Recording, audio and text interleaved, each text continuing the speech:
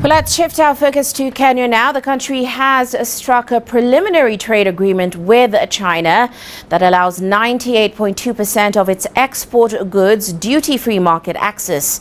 Now, this all according to the Kenyan Trade Ministry that says the two sides have been holding discussions for a full bilateral trade deal.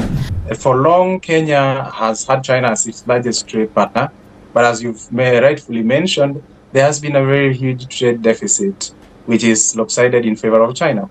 However, this, I think, has been structural in nature, depending on the quality of these two economies, because China is now the leading industrial capital of the world, and Kenya, on the other hand, is still a developing country that requires quite a bit of industrial products to advance its economy. Kenya is back at the trade table with China, just days after reports that Nairobi was holding back under pressure from Washington. Kenya has now confirmed a preliminary deal with Beijing. The move sends a clear message. Kenya is playing both markets without committing to either. New data from overseas shows imports into the U.S. are down since the tariff war started, while exports to other countries are quickly climbing. This means major powers such as China and India are finding other markets for their products. Madeline Rivera has more from Washington. As the tariff wars escalate, America's trading partners could be adapting more quickly than anticipated. New data shows Chinese exports to Africa are up 25% so far this year. What was meant to pressure one economy may have just reshaped the global trading system. As U.S. sanctions tighten, China isn't retreating, it's redirecting. Major trade flows are quietly being rerouted away from American markets and toward Africa, signaling one of the most consequential economic realignments in decades. This isn't a short-term workaround, it's a structural shift. Supply chains are moving, capital is following, and Africa is emerging as a central player in a trade strategy designed to outlast sanctions entirely. The question now isn't whether the sanctions worked, it's who they ultimately empowered. Sanctions are designed to restrict behavior by raising costs. They assume that access is leverage and that denying it forces compliance. But global trade rarely behaves the way policy models expect. When pressure intensified, the assumption was straightforward: limit access, increase strain, force recalculation. What happened instead was quieter and far more strategic. Rather than absorbing the pressure, China began rerouting around it, not dramatically, not publicly, but decisively. Trade volumes didn't vanish, they moved. For years, China's economic model relied on diversified export destinations and reliable access to raw materials. Sanctions disrupted that balance not by shutting it down, but by increasing uncertainty. And uncertainty is something supply chains are built to escape. Companies don't wait for political resolution, they hedge. Manufacturers, exporters, and state-backed enterprises began asking different questions. Where can we operate with fewer political interruptions? Where can long-term contracts be secured without headline risk? Where can growth continue without exposure to sudden policy shifts?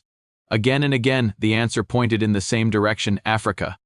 This wasn't ideological alignment, it wasn't charity, and it wasn't sudden. It was the result of math. Africa offered scale, resources, demographic growth, and something increasingly rare in global trade: flexibility. As sanctions raised the cost of doing business elsewhere, Africa became more competitive by comparison. Trade routes adjusted first. Shipping manifests began showing higher volumes of commodities and manufactured goods moving along Africa-Asia corridors. Energy contracts shifted. Agricultural imports increased. Mineral supply agreements expanded not just in volume, but in duration. What had once been spot transactions evolved into long-term arrangements. That distinction matters. Spot trade reacts to price. Long-term trade reacts to trust. As sanctions made some markets unpredictable, predictability itself became valuable. African producers and governments found themselves negotiating from a position they hadn't held before, not as desperate sellers, but as strategic partners. Infrastructure followed trade.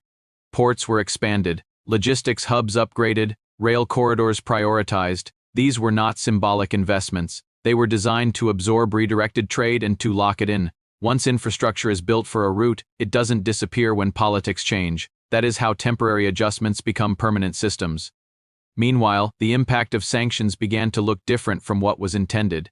Instead of compressing trade, they redistributed it. Instead of isolating one economy, they encouraged diversification not just for China, but for global firms trying to maintain access to its markets. Western companies noticed too.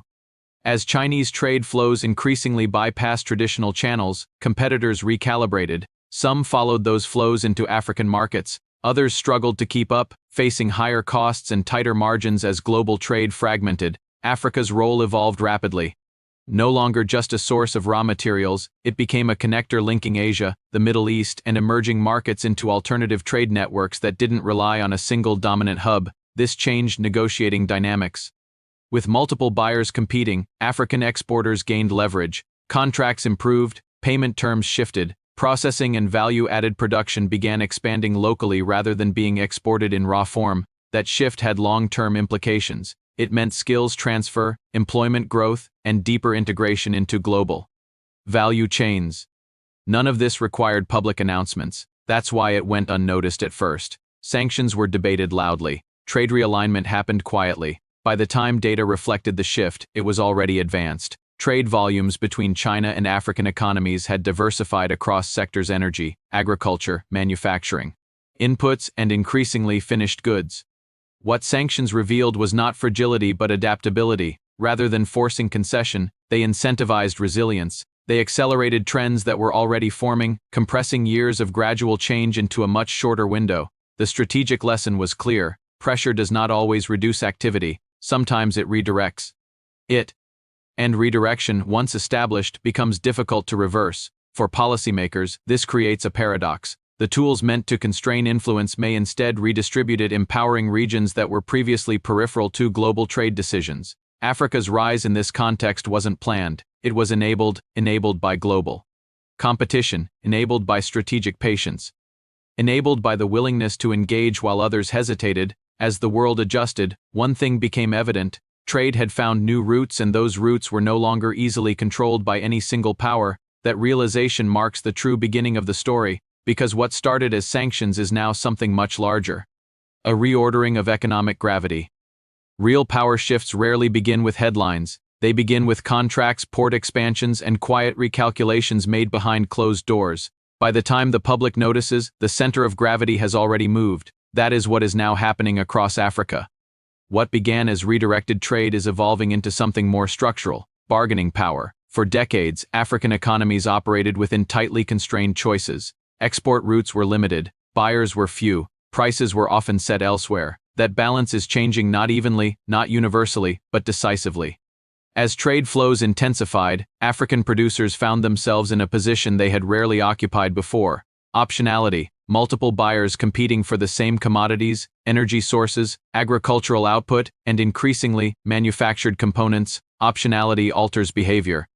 Governments became more selective in negotiations. Contracts stretched longer. Infrastructure requirements were written directly into trade agreements. Instead of exporting raw materials at the dock, several deals began including local processing clauses: refining, assembly, packaging. This was not ideology, it was leverage. When buyers compete, sellers set terms. Ports that were once underutilized became logistical choke points. Rail corridors previously considered uneconomical suddenly justified expansion. Digital customs systems were upgraded not as reforms for external approval, but as necessities for trade volume management. Employment followed infrastructure.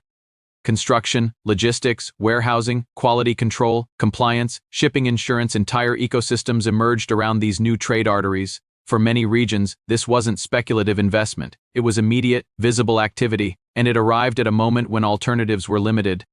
Global capital had become cautious. Sanctions, tariffs, and regulatory uncertainty made many investors hesitant, but trade doesn't wait for confidence, it creates it.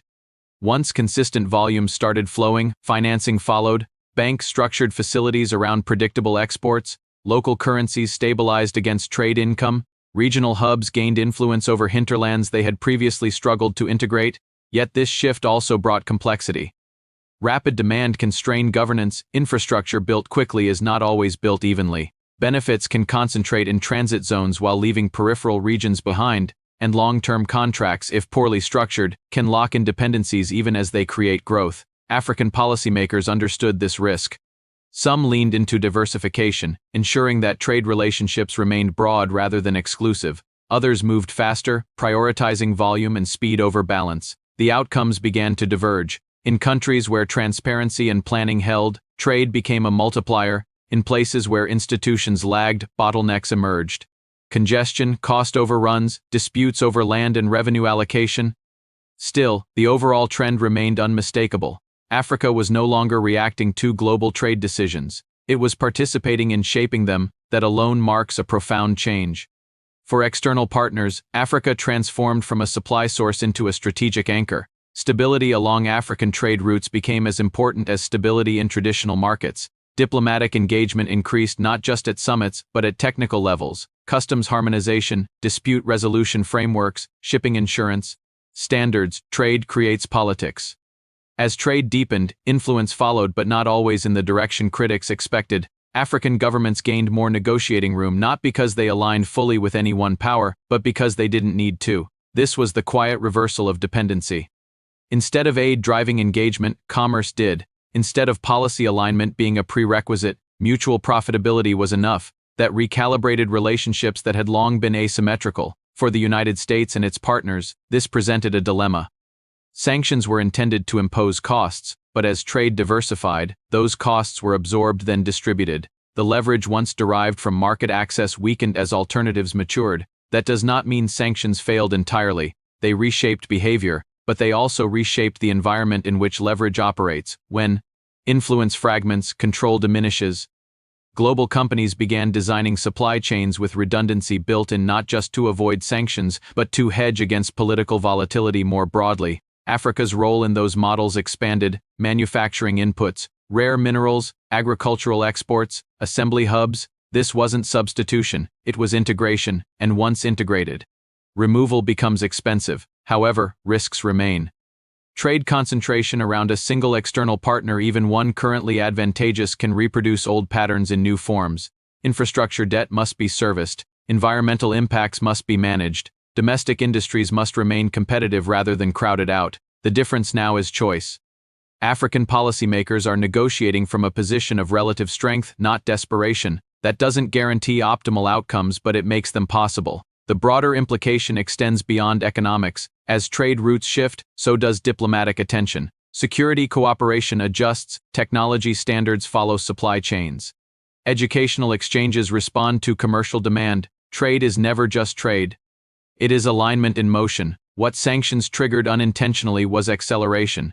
Trends that might have taken decades compressed into a few years. Africa's integration into multipolar trade architecture advanced faster than anticipated, reshaping assumptions across boardrooms and ministries alike. And while some still frame this shift as a binary choice between powers, the reality is more nuanced.